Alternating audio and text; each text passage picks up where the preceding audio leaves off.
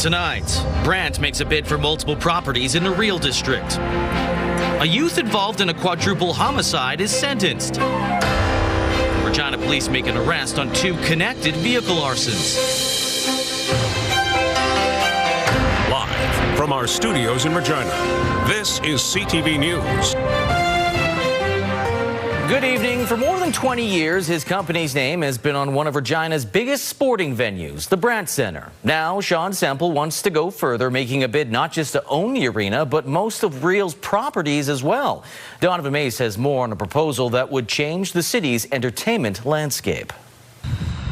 In a massive move to right the ship of Regina Exhibition Association Limited, the city has agreed to sell off a portion of the Real campus to Brandt Properties. The scope of this, I would say, has never been done before. Obviously, with the size of the campus and the number of assets that are being sold. The $6.5 million deal includes Brandt taking over possession of the Brandt Center, YQR Distillery, the AgX and Agribition buildings, and the operations of Real. As part of the agreement, Brandt would also assume operation of the Queen City X and commits to investing at least $15 million into the buildings within 2 years of the purchase, while the city would retain ownership of Mosaic Stadium, the Co-operator Center, Affinity Plex, and the Bungie International Trade Center.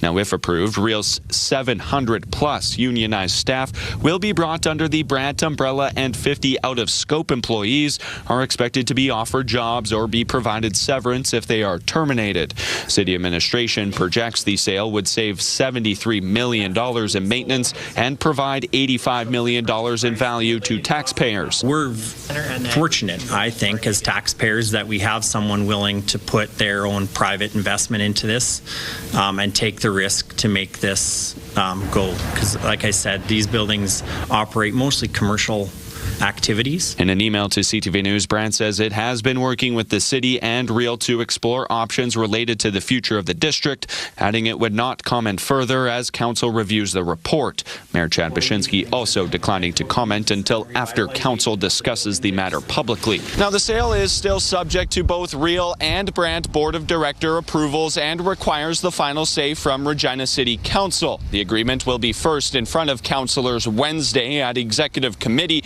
and if it passes there, will go to City Council for another vote on May 6th. Donovan May, CTV News, Regina. Both of the co-accused youth in the Carry the Kettle Nakota Nation quadruple homicide were present in provincial court today. As Jacob Carr tells us, one of them received a sentence for the 4 counts of manslaughter.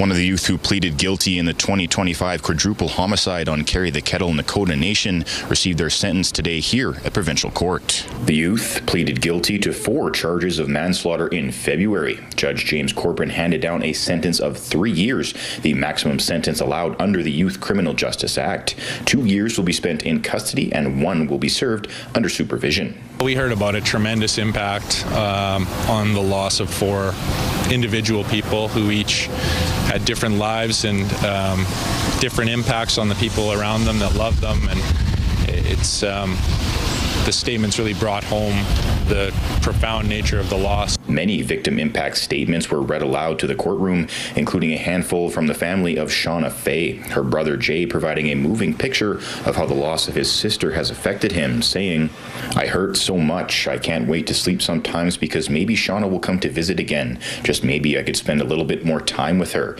maybe play one more song with her." Faye also saying that he hopes the now sentenced youth can change their ways in the future, adding, "You have a choice. There are good people around you that will add to your success and be by your side to coach you along the way. Let those people guide you. I hope you can break the cycle of dysfunction to become an example of change." The other co-accused youth, who is facing 4 counts of first-degree murder, also made an appearance in court today, but that matter was adjourned to April 29th. Jacob Carr, CTV News, Regina. A Regina man has been charged with 2 counts of arson after 2 vehicle fires earlier this month. Around midnight on April 11th, police were called to the 4600 block of Muttree Crescent for a vehicle on fire. Video released by police and Crime Stoppers shows a man intentionally starting the blaze. A similar incident happened 5 days later on East Sandpiper Crescent.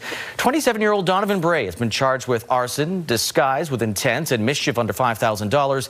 He made his first court appearance this morning. Kamsack RCMP have charged a male youth after an imitation firearm was seized at a school in Norquay. The incident happened on Wednesday around 12:45 in the afternoon, with RCMP receiving a report of a teenager with a firearm at a Norquay business. With the teen last seen walking towards the school, lockdown procedures were initiated, with the male youth being arrested inside the school. An imitation firearm was found, and the teen was charged with possession of a weapon for a dangerous purpose. That youth will appear in Kamsack Court on June the 23rd. The province says it's ready for the upcoming wildfire season in response to NDP questions about whether all aircraft will be ready to go. The provincial government says the Saskatchewan Public Safety Agency operates one of the largest and most capable aerial firefighting fleets in Canada, with 17 aircraft strategically positioned across the province, including 4 land-based and 6 water-scooping air tankers. 2 air tankers are still going through maintenance, which the province says was delayed in part because of supply chain issues. Meanwhile, the Mayor Baval, one of the areas that was impacted by wildfires last year, says they are engaging both the provincial and federal governments for localized support. Well, this winged spring snowstorm wasn't that bad for many southern Saskatchewan centres like here in Regina, but you cannot say the same for northern and central Saskatchewan communities. This is what it looked like this morning in Prince Albert, where Environment Canada expects up to 20 centimetres of snow by Saturday. Areas in the north, including La Ronge, are expected to get anywhere between 40 to 70 centimetres. Highway travel not recommended just north of Saskatoon, ranging from Turtleford all the way to Melfort to Nipawin in the east due to the snow and low visibility.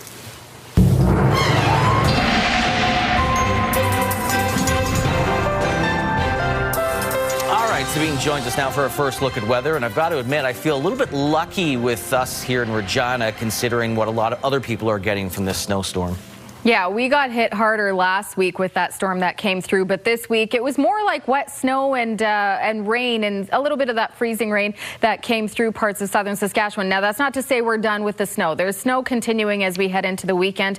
Temperatures still cooler than average. Our average is about 13, 14 degrees, and we didn't even get above 0 today. Now, that's expected to continue for at least another day as we head into Saturday, the start of the weekend. But by the time we get into Sunday and starting next week, we'll start to see those temperatures gradually warm up, with the sun expected to arrive by Monday. And then by the time we start May on Friday, we'll see those temperatures getting back into seasonal range. But we just need to weather what we're seeing right now. And there's still a lot of warnings issued for southern Saskatchewan, most of them blowing snow advisories or snow warnings. But if you are planning on hitting the highway today or even tomorrow, I'd suggest make sure you're keeping an eye on the highway hotline and maybe give it a day or two before you need to travel. But I'll have details in your full forecast. Lee? Thank you, Sabine. The now disbanded University of Regina Student Union has been replaced by new student representation, but a few issues are still unresolved. That includes one with a former president. Mick Fable was at Court of King's Bench and brings us the latest.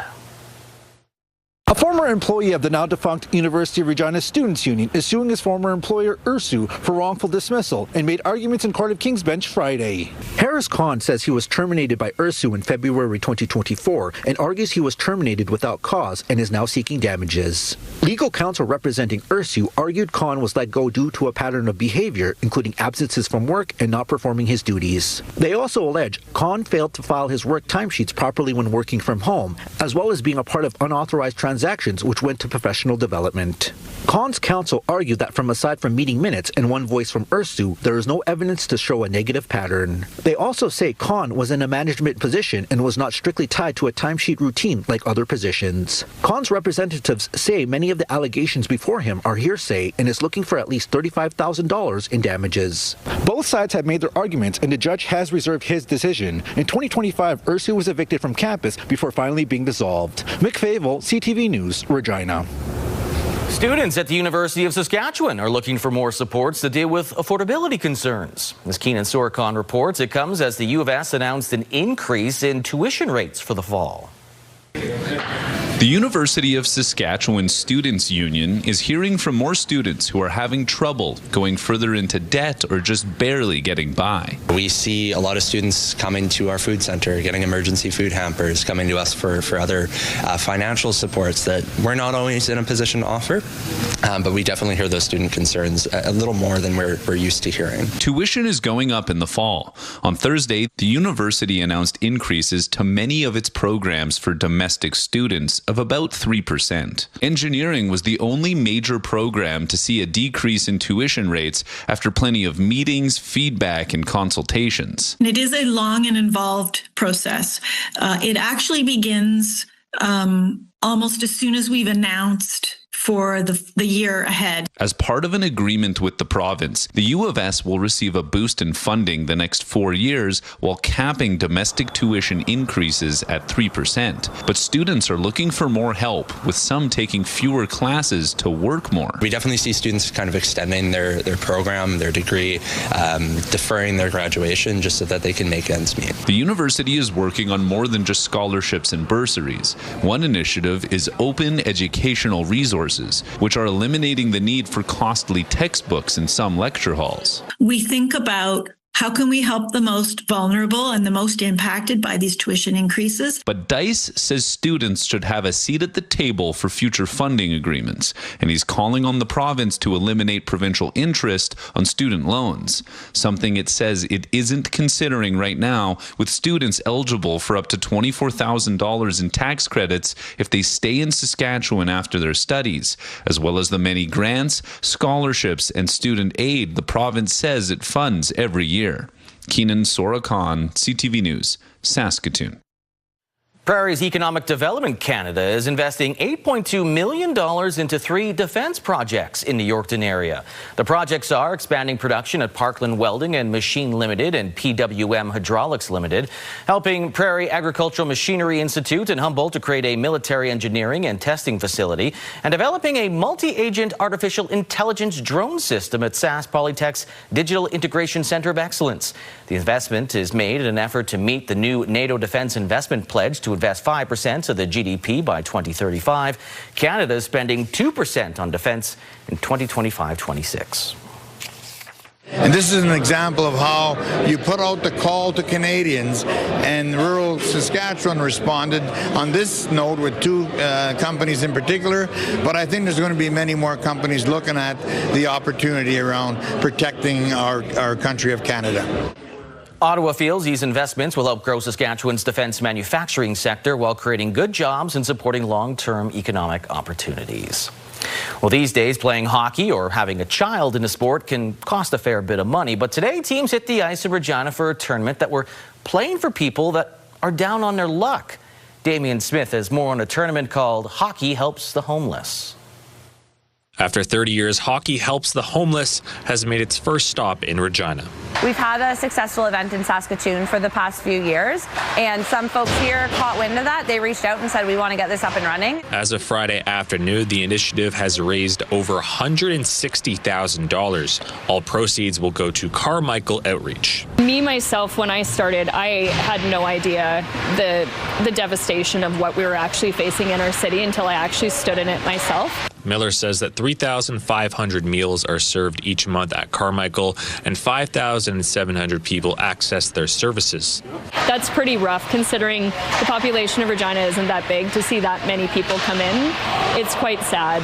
For some professional hockey players, this is the first time that they've been able to play in Hockey Helps the Homeless here in Regina. It's a great excuse to get back to Saskatchewan. We always love coming back here. The gloves will be staying on, but it'll be fun to get back on the ice. It's nice to see some familiar faces that you haven't seen quite a while. I've been, walking by a few guys and they'd be like, "Oh, cool, good to see you." After putting in a bid for the tournament 18 months ago, Bentz suggested Carmichael would be the best beneficiary for the tournament. I think like most people, you're a bit sheltered from it. I think it's an issue that you don't see all the time. I think there's been some things that have happened in Regina in the last few years, tent cities and things kind of popping up. You need to set yourself up for, be around good people and try and help people that are unfortunate. With 9 teams on the ice this year, organizers hope to have 12 or more next year. We should have been here a long time ago, but we're glad we are now and plan to make it an annual event. This is one of 21 stops across the country for Hockey Helps the Homeless since its launch in 1996. They've raised over $35 million across the country. Damian Smith, CTV News, Regina. Well, students from the Regina Trades and Skills Center have offered a helping hand to a family going through a difficult time. The students have repaired the roof on a family's home at no charge. Wayne Mantika has more. Regina's Gunderson family has been going through a lot lately. In late August, I was diagnosed with stage 4 esophageal cancer. And just before that, I mean, our roof was needing repair, and we had gone through kind of the quoting process to get it done. And of course, everything got put off the back burner. And at the same time, roof repairs couldn't wait much longer. We can only have so much stress in our life, and so we were like, we need to get this roof looked after. They called some roofing companies for quotes.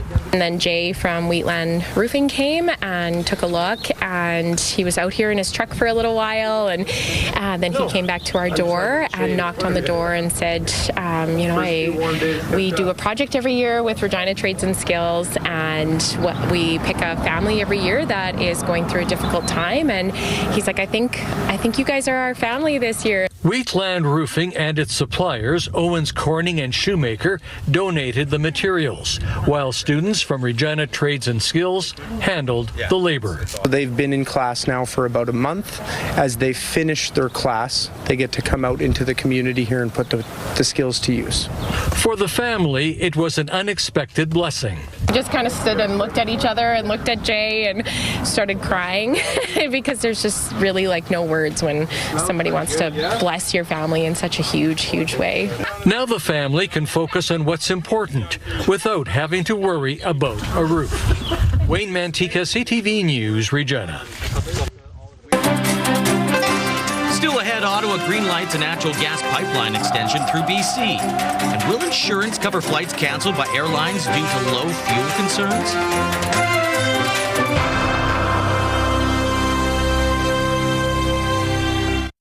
The federal government has approved a $4 billion expansion of Enbridge's West Coast pipeline in BC. Called the Sunrise Expansion, it's intended to increase capacity through the existing natural gas pipeline system. The Liberals touting it as another big project approval. But as Rachel Aiello reports, the pitch predates Prime Minister Mark Carney, and it has been in the hands of the Canadian regulator since 2024. Today, Enbridge's $4 billion BC natural gas pipeline expansion got the green light, adding capacity and fortifying a West Coast liquefied natural gas project. This expansion ensures British Columbia has enough gas to supply an LNG export facility like Woodfibre LNG, which will be the first net zero LNG export facility in the world. The project will add approximately 140 kilometers of new pipeline by constructing 11 pipeline looping segments parallel to the existing line. Well, it's pretty small, relatively speaking. So 300 million cubic feet a day is, in the context of what we do in Western Canada, is probably 16 or 18 billion cubic feet a day of gas production right now. Construction will begin this summer. And the government says the expansion is set to add more than $3 billion to Canada's GDP, generate more than $700 million in tax revenue, and create 2,500 jobs, including for local Indigenous communities. I think this comes at an important time. There's a lot of economic uncertainty in the world, and Canada's economy needs these kinds of jobs.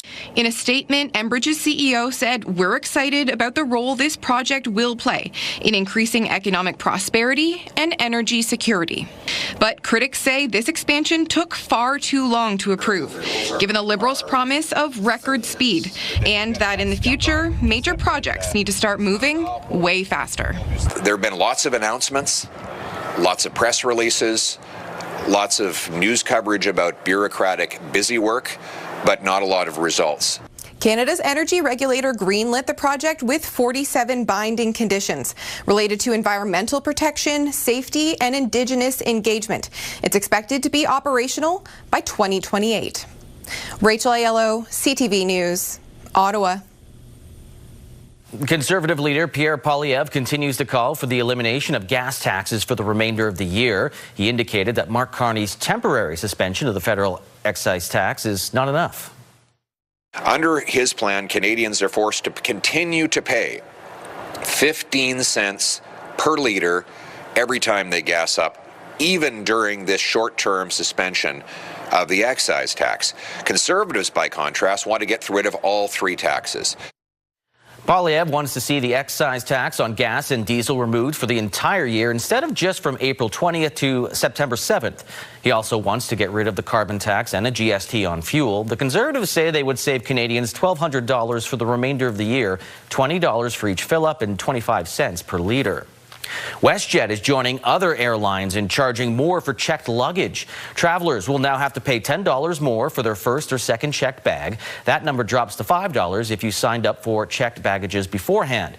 But if your bag is oversized or overweight, that'll cost $50 more. This is WestJet's third increase to baggage fees in 3 years. Air Canada announced a price hike last week. The first bag hike for economy basic passengers is increasing for $35 to $45 for travelers within Canada or to and from the U.S. Now, the jet fuel crisis has canceled thousands of flights worldwide and has many travelers worried about how much money they could lose and whether insurance will protect them. Jean-Pierre Beauchemin has more. Stephanie Hallett-Lamoureux booked a dream Baltic family cruise 2 years ago. Now she worries the jet fuel crisis will scrub her flight plans. I know that Air Canada will give us our money back, but the cruise, no, they won't. Airlines are responsible for the flights, but not bus tours, cruises, and some travel insurance policies cover those costs, says expert Martin Firestone. They don't make their cruise, they don't get to their Airbnb rental, they make a claim, they submit the receipts, they get reimbursed. That's now not going to be the way it's going to go. The jet fuel crisis is now a known cause, and so policies purchased from now on, says Firestone, may not cover events linked to that reason. You have to be wise enough to figure out your schedule and itineraries to give yourself the days you're going to need if it doesn't leave on the day it was supposed to. Those who booked prior to the unprecedented crisis could also face roadblocks. Most policies have a war exclusion that voids insurance claims linked to conflicts, and insurers could potentially consider the jet fuel crisis a related cost of the war in the Middle East. Call the insurer. The policy wording, sometimes it's hard to understand. CA travel insurance expert Nadia Goyette says checking what your private, group, or credit card insurance covers is key. They may all be very different. You saved up to pay for that trip from a long time. You don't want to have that all ruined. Lamoureux says all she can do now is hope the flight will take off. I definitely will not make this mistake again. I will make sure I am double and triple covered. Experts say it's crucial that travelers understand what their policies cover, but also that they seek advice when necessary and that they pack their patience when they head out on trips now. Geneviève Beauchemin, CTV News, Montreal. U.S. President Donald Trump told Reuters News today that Tehran plans to make an offer intended to satisfy the American demands. Iranian officials have arrived in Pakistan for expected talks with U.S. negotiators. The Iranians want to talk. They want to talk in person. And so the president is, as I've said many, many times to all of you, always willing to give diplomacy a chance. So Steve and Jared will be heading to Pakistan tomorrow to hear the Iranians out. The U.S. president has been adamant that any deal would include Tehran giving up its enriched uranium and allowing freedom of oil through the Strait of Hormuz.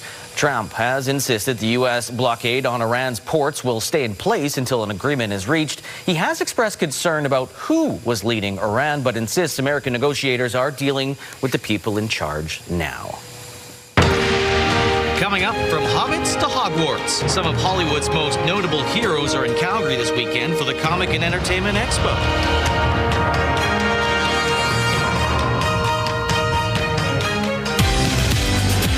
Tim Hortons Smile Cookie returns to help local causes. Monday on Your Morning, we're on location to find out who's benefiting when you buy one of those trademark treats.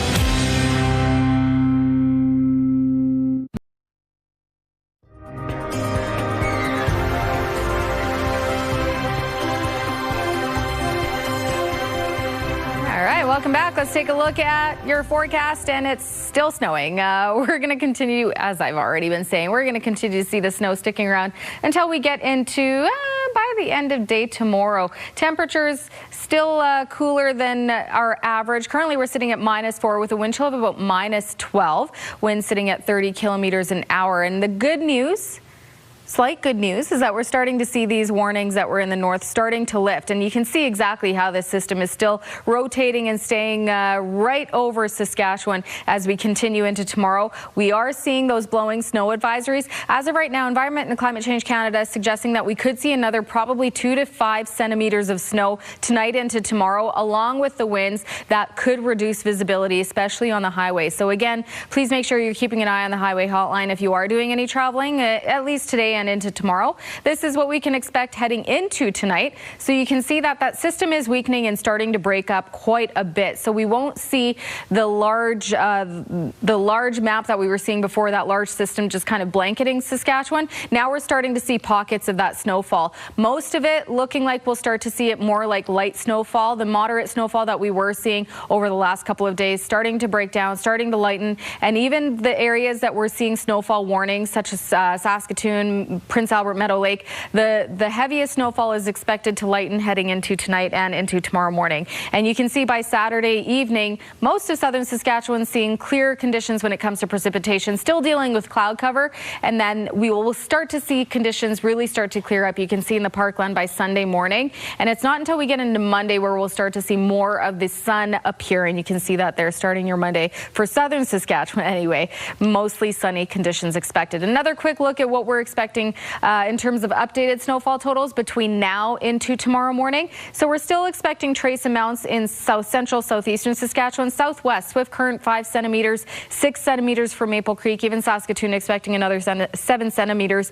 And then as we continue throughout Saturday, still looking like we'll see a few more centimeters of snow for the Maple Creek area, up to 11 centimeters expected, and up to 4 for Regina, up to 2 centimeters for Moose Jaw, Saskatoon expecting up to 8 centimeters, and could see another couple more as we continue into Monday. But the good news is a gradual warm-up is on the way. It's not happening tomorrow, unfortunately.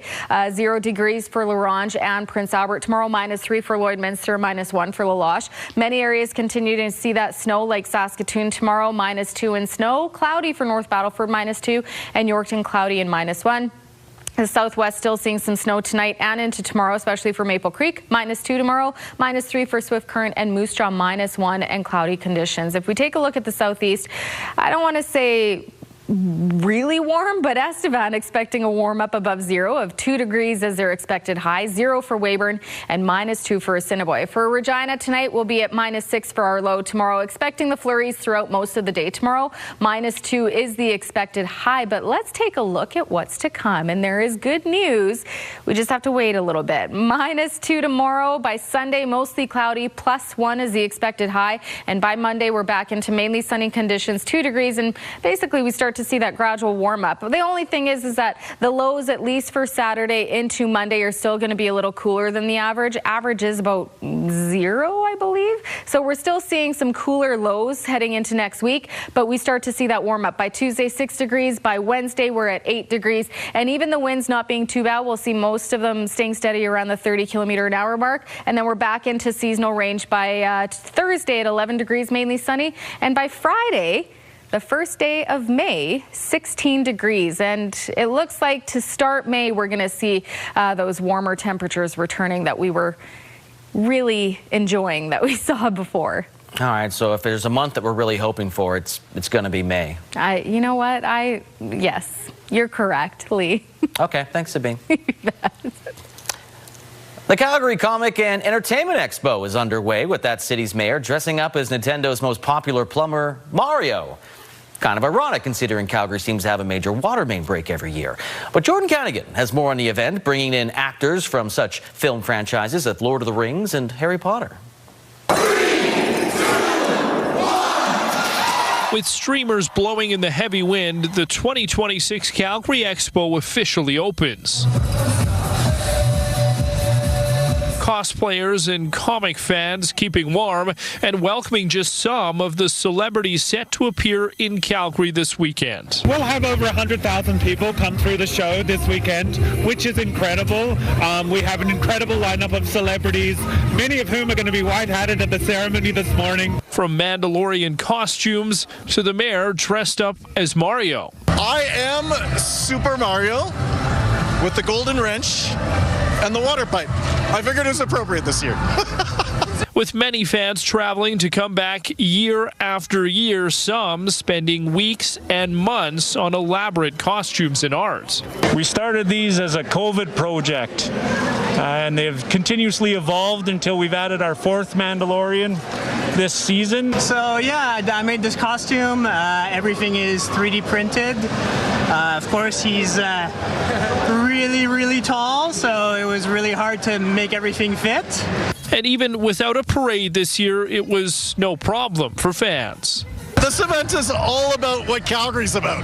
Welcoming city where anybody can be themselves. It's great to be able to spend the weekend with a bunch of nerds like me. I'm going to be checking out the anime section. I'm a big fan of Star Wars. Going to be chatting with some of the vendors. Jordan Canigan. Still ahead, the Swift Current Broncos named their new head coach and GM, who has ties to all 3 CHL junior leagues.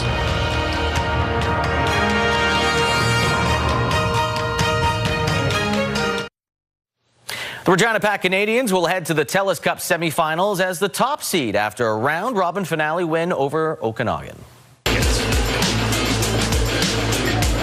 Nice line pass by Montaigne for Pugh. Pugh scores!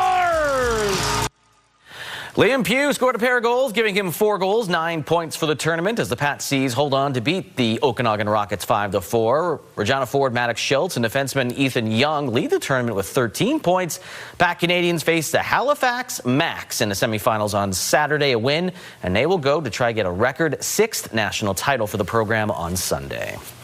WHL Swift Current Broncos have named Travis Crickard from St. John's, Newfoundland as their new head coach and GM. Now, Crickard spent 5 seasons with the St. John Sea Dogs of the QMJHL, starting as an assistant, then named head coach in the 22-23 season, added GM to his title in October of 2024, and then parted ways with the team about 2 months ago. He also spent time as an assistant in the WHL with Kelowna and coached Canadian teams at the under-17 and under-18 levels, some time in the OHL as well. The team is planning to have a public event with him in the near future. Game 1 of the WHL East Conference Final goes tonight in Prince Albert, and tickets are a hot commodity. On the Raiders Facebook page on Tuesday, pictures of lineups filling the lobby with fans trying to get their hands on one of the 3,300 available tickets. Now, last night, the team announced the visiting Tigers had returned 60 of their allotted tickets for Game 1. The front office confirming Game 1 now is completely sold out. As for Game 2, the team is waiting to see if Medicine Hat releases their tickets again. Puck drop is slated 7 o'clock at the Art Hauser Center. And heartbreak for the Yorkton Terriers. They were swept last night in the Canalta Seeds Cup, giving the Flin Flon Bombers their first SJHL title since 1993. Here's Reed Arbery, the Fort St. John product. He'll drop it off. Trailing. There's a wrister. Bombers score! Daniel Morozov started the playoffs just 2:38 in the third period. That stood up as the game winner. He added another one midway through the period for insurance. Charlie Tritt turned aside all 25 shots he faced. The Bombers shut out the Yorkton Terriers 2-0 and win the series 4-0. They've had a great defensive team this year. They'll advance to the Centennial Cup in PEI starting May 7th. As for the Terriers, it was a tough one in their first league final in 12 years. Still ahead, a coal-powered unit at Boundary Dam is on standby.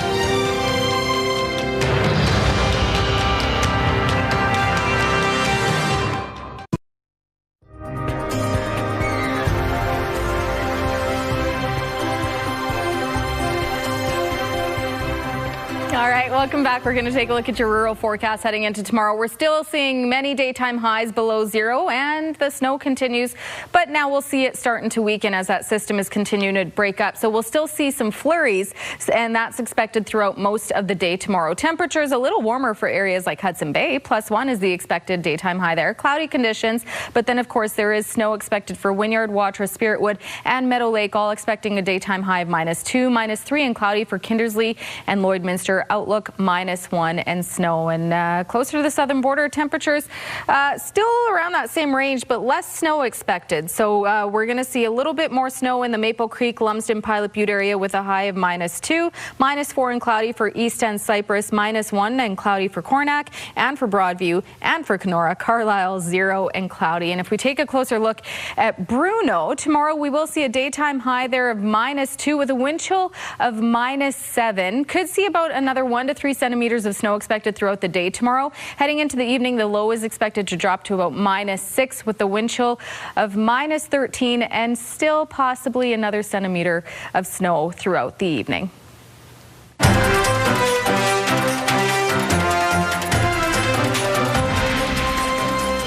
Unit 4 at SaskPower's Boundary Dam Power Plant is back in full operation. It had not been used for the past 2 years with major repairs needed for the boiler and other components. That work has now been completed at a cost of $7.6 million. It'll be used as a standby unit during periods of peak electrical demand. Seeing really rapid transitions. Real credit to the team at SaskPower who put an enormous amount of work, over 50,000 person hours, 0 lost time accidents, but $7.6 million to bring 150 megawatts of power back online. Guessed he was speechless there for a second. Repairs will keep the unit operating until the coal-fired power plant undergoes complete refurbishment over the next decade. And the future of energy and the role of nuclear power took center stage at a keynote lecture at the University of Regina last night. It focused on how outdated structures could impact the shift towards new energy solutions, including nuclear power. The keynote speaker, Tim Stone, a former advisor to governments and a key figure in international energy projects, sharing insight from decades of his global experience. Organizers say the goal isn't to push a single viewpoint, but to spark a broader conversation about how energy systems are evolving. If you think globally, you're seeing really rapid transitions with lots of spikes, as we've seen in the last couple of months with the Iran war.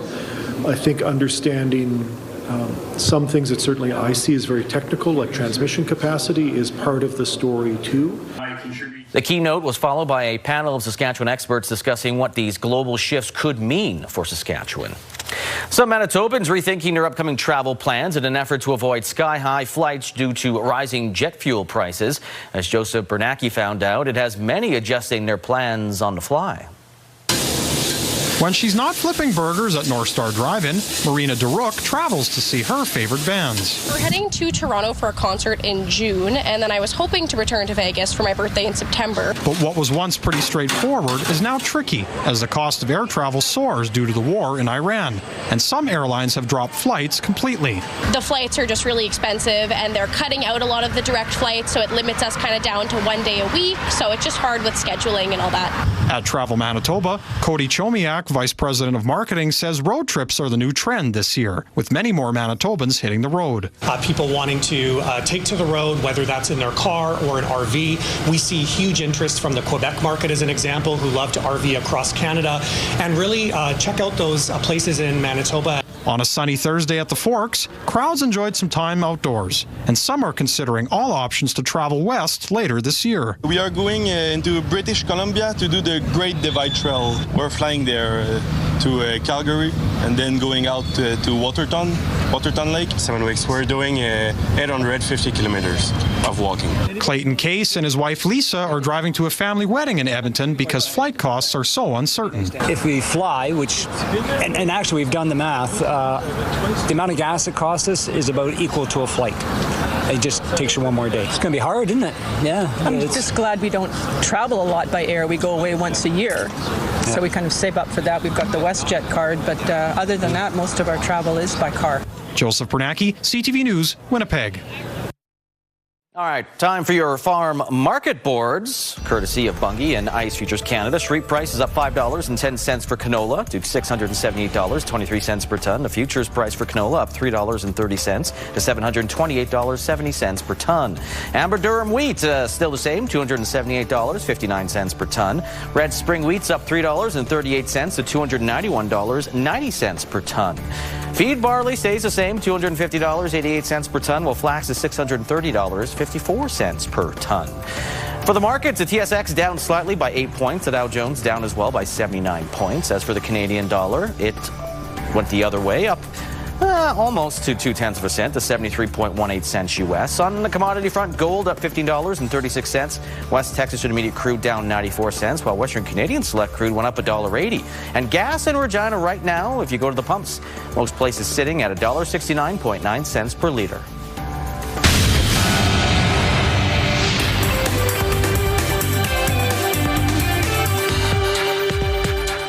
The Sunrise Project will expand the capacity of the West Coast pipeline system by 17%. That's about 300 million cubic feet more a day. The build-out expected to add about $3 billion to the Canadian economy and aligns with Ottawa's push to make Canada an energy superpower. Construction expected to begin in the summer. Meta cutting 10% of its workforce, or about 8,000 staff. Like many other big tech firms, Meta's spending big on AI. It plans to invest $135 billion U.S. just this year. Microsoft is also cutting staff, offering employees buyouts. About 7% of its staff will be eligible, or about 8,700 employees. And business is booming at the Panama Canal now that ships have to reroute away from the paralyzed Strait of Hormuz. Typically, vessels pay between $300,000 and $400,000 U.S. to cross. But officials say one company paid an extra $4 million U.S. because it was desperate to get fuel to Singapore. Those are your business headlines. I'm Marilla Fernandez.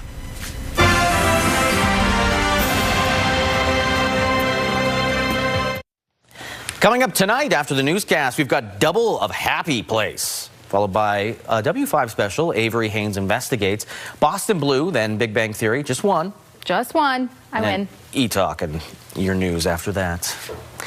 All right, a husband found out that his wife sometimes has to make sacrifices in the name of fashion. That's literally how you put on leggings. How do you do this every single day? So this guy's trying to show his wife what she looks like when she puts on her leggings, and after he finally manages to get his legs through, he said he broke out in a sweat. He said the only thing harder than putting them on was trying to take them off. I have to say, points to him for putting himself in her shoes for the things we have to do. Trying to get on leggings. Pantyhose would probably be something similar. Oh, actually, that would be, yeah, that's an even bigger struggle, I'd say. Well, we now know what will be the sequel. All right, with cameras on drones and GoPros, everyone is looking to get that unique video, but sometimes it's a fail.